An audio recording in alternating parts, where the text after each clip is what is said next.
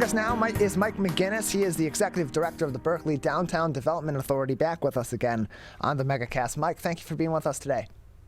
Good morning. Great to connect. Good to have you with us. So there's a lot going on in Berkley as we are approaching the Christmas holiday later on this week, and as we then after that look forward to the New Year holiday and into 2022. So give us a little bit of an overview about some of the things that are going on in downtown Berkley this week for those that may have taken the week off of work or may have some extra time later on and want to have some fun in Berkley this holiday. Sure. We only have a few more shopping days before the big Christmas holiday.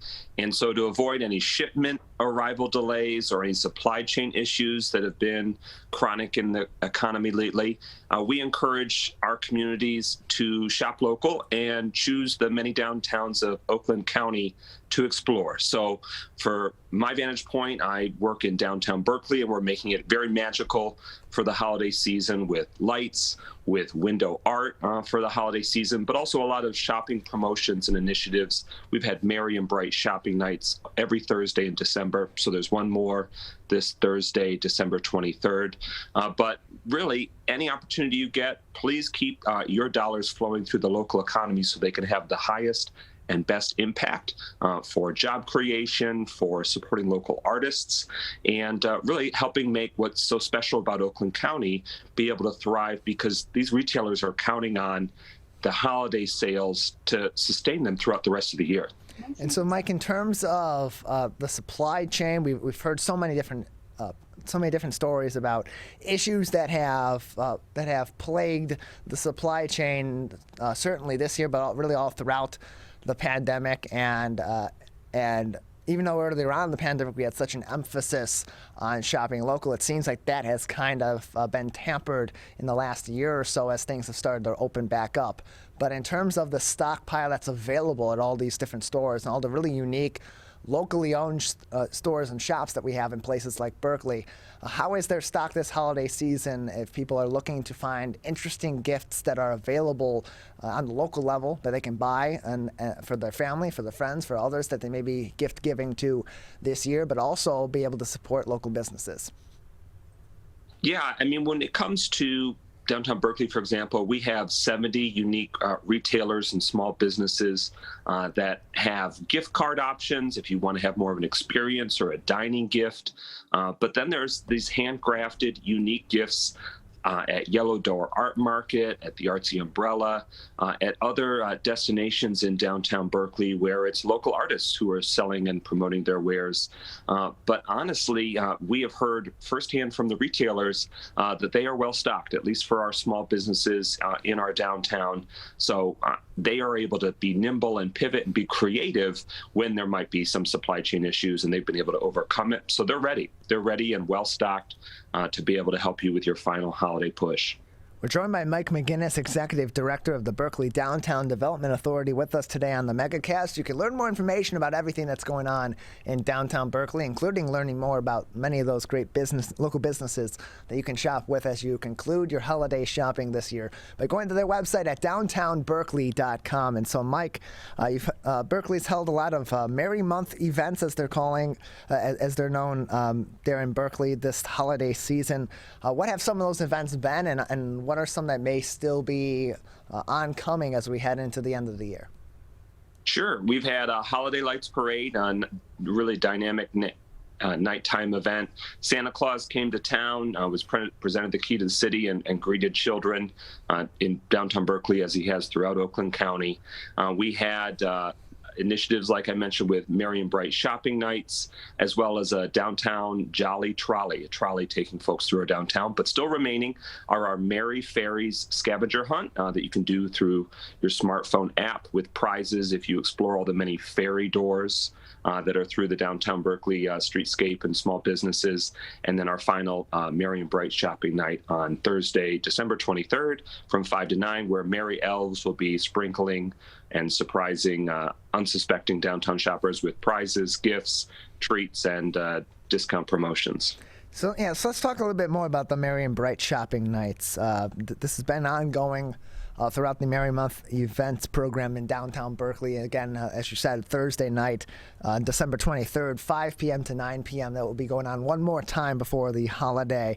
What is different about the Merry Bright shopping night in downtown Berkeley as opposed to other shopping nights during the holiday season?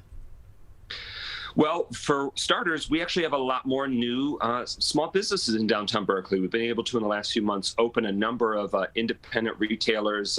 Monger's Provisions has just expanded to downtown Berkeley. They had a Detroit location, and now they have a second location in downtown Berkeley. That's been very popular this shopping season. But it's about meeting the consumers where they are. So obviously, a lot of these places, it's just the proprietor, or they have very limited staff because of just the challenges there.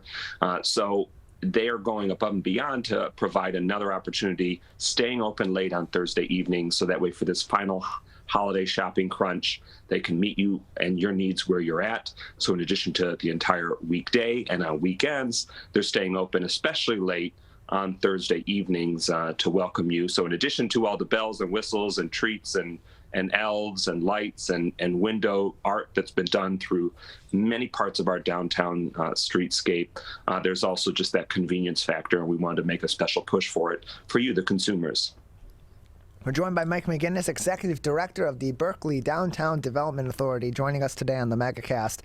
And so, Mike, throughout the pandemic, both early on in mid to late 2020, and even as things have reopened at various capacities. We have another guest that's joined on now. If they could just please mute. It's probably our next guest, as we're still in the middle of this current interview. But Mike, continuing on, even as things have reopened at various capacities and have now been open at full capacity in many different places, again, let's just take a pause here. Calvin, if you could just mute our Zoom here for now, our Zoom feed on the board, Calvin, as we address that, because we just need to make sure that our next guest that's joining in is muted. Okay, Calvin's telling me they are. Apologies to you, Mike, for that.